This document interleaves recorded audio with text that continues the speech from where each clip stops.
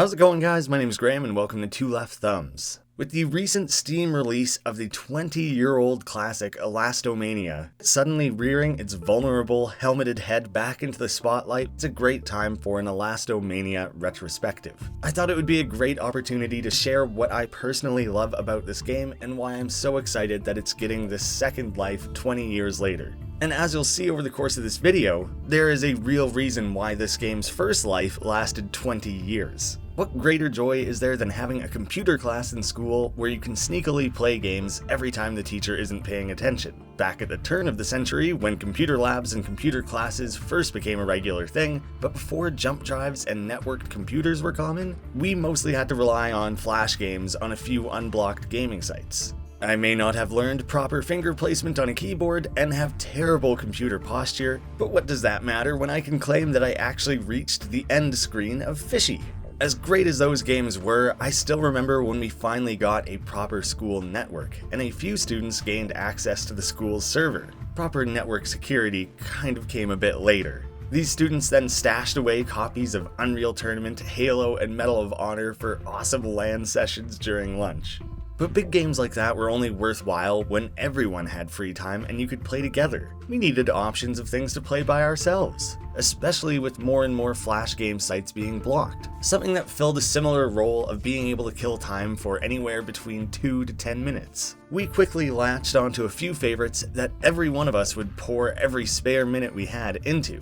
Some of these early 2000s gems included Super Worms, Pocket Tanks, and Elasto Mania. From what I've heard, this game was primarily a phenomenon across Europe and for some reason broke out in Canada much more than it ever did in the States, which is how I would have come across it. A small town of about 10,000 people in the middle of nowhere somehow discovered and obsessed over this free online demo. An isolated example of competitiveness and cooperation that apparently existed as a global community that we were totally unaware of. This platforming motorbike challenge came from Hungarian programmer Balázs Rosa in January 2000. The art is crude, the objective simple, complete with a wonderful difficulty curve. On each level, you must collect all the apples before touching the flower. That's really all there is to it. The heart of the game is pulling this off more quickly than anyone else. While there have been dozens, if not hundreds, of games since that have attempted similar concepts, many of which are great in their own way, there are no others that pull off this particular form of bouncy jank in such style. The physics are responsive and easy to handle, with world-bending elastics and bouncing that just somehow work. Really, if this is going to be the crux of your game, it better feel right.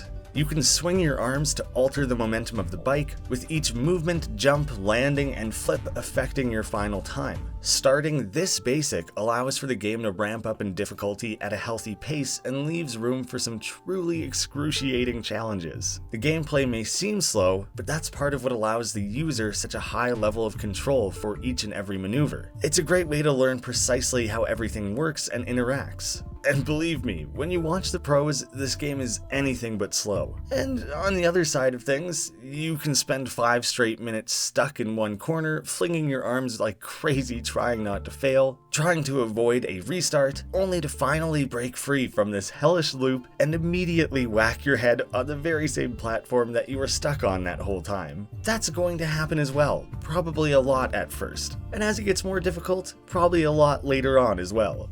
Progression in this game is all about these micro improvements. Once you successfully complete a particular maneuver, you now know it can work. You have something to build off that you can refine and perfect. What you've seen so far is my own pathetic attempts at this game.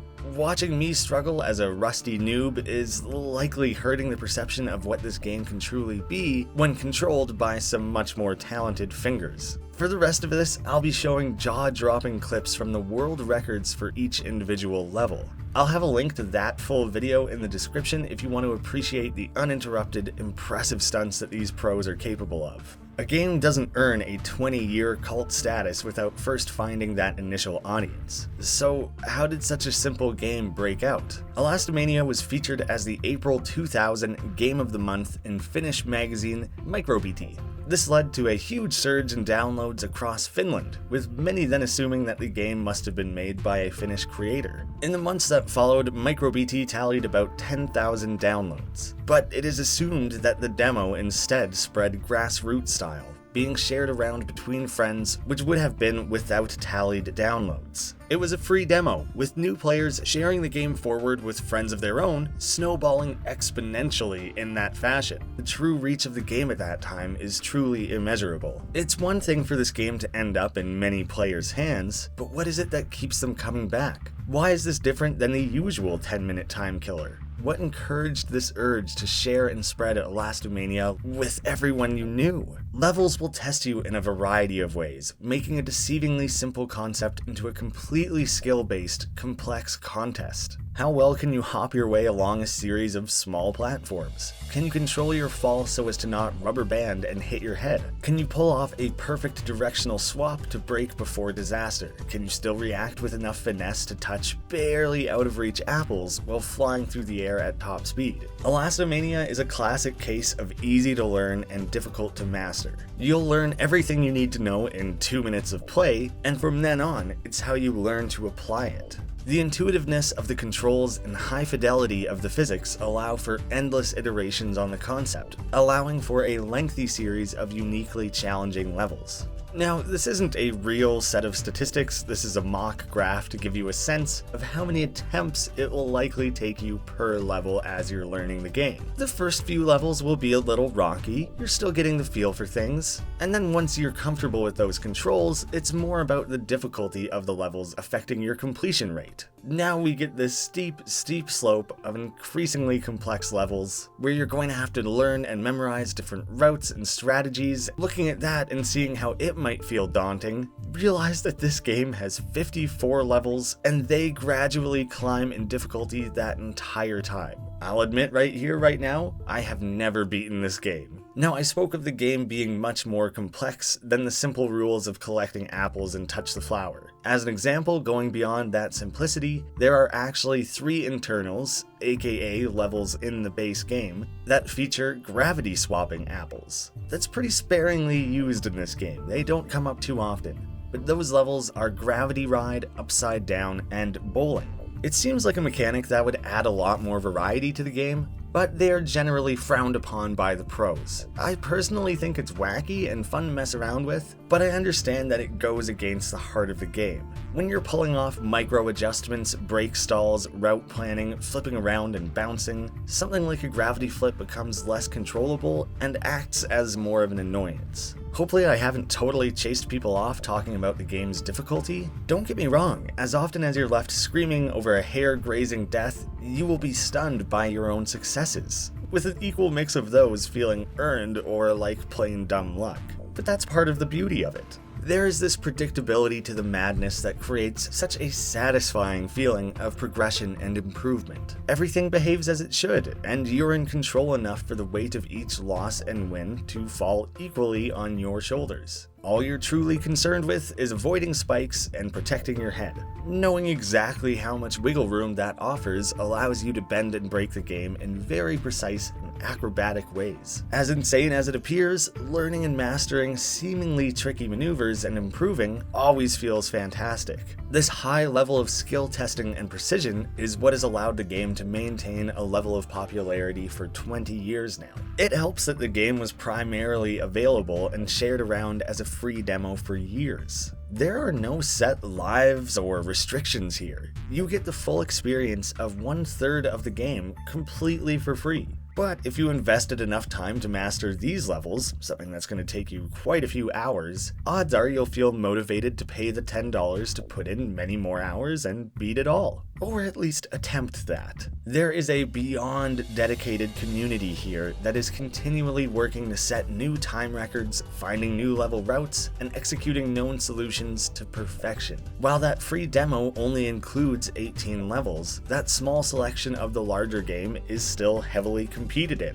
There are pros who have been playing for years that exclusively play the demo. While you could aim for individual level glory, there's even a speedrunning category for completing those 18 levels in succession. I love the fact that this community doesn't seem to discourage or gatekeep players. If you don't have the money to invest in, but you want to take part, by all means do. the same way Legend of Zelda players have learned that rolling backwards is the fastest possible way to propel Link through Hyrule's fields. Or in competitive speedruns of Mario, where every extra spin and jump allows for the optimal combination to get the perfect time. In Elasto Mania, players have 20 years of watching each other utilize exact thrusts, spins, and rotations to accomplish each level with a pixel-based millisecond timing exactness. Yet, Elasto Mania, more so than many other speedrunning games, feels accessible to me. Do I think I can do it? No, definitely not. Look at some of these ridiculous moves these guys are pulling off.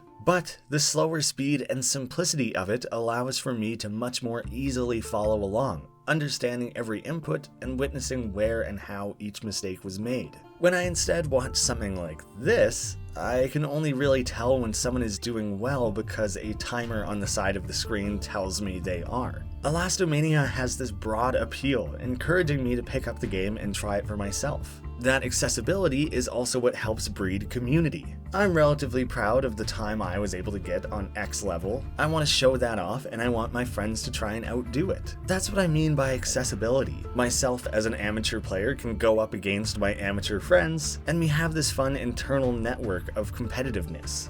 With those 54 increasingly complex levels, there is definitely a threshold. That top tier is strictly reserved for the pros, where players have learned physics exploits that allow them to either launch at top speeds and rocket themselves way up in the air, all without somehow ever hitting their head. But that's the case in every high score based game. You can be the best Guitar Hero player in your group without a single one of you ever beating through the fire and the flames on Expert. Heck, maybe you guys don't even play on Expert. I similarly would never expect to personally set any records here. It's hard to set any records when you only play for 5 minutes on Sundays. And records aside, it's a feat just to complete every level in Elasto Mania.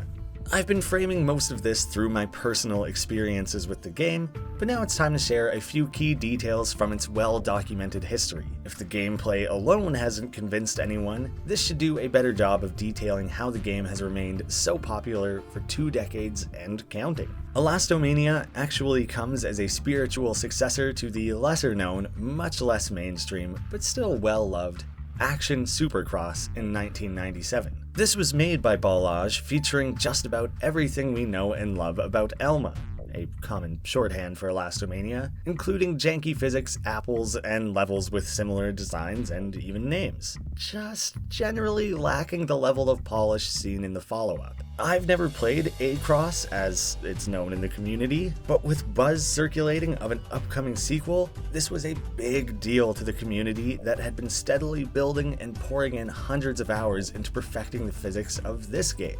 Now here comes Elasto Mania. The weights and speed are just a touch different, with minute changes like the slightly repositioned head completely changing how ElMa played. Players had to start over. Tying this to another gaming passion of mine, I don't want to attempt to guess the amount of hours I put into Guitar Hero, only for the series' much anticipated revival to completely change everything, requiring me to start over.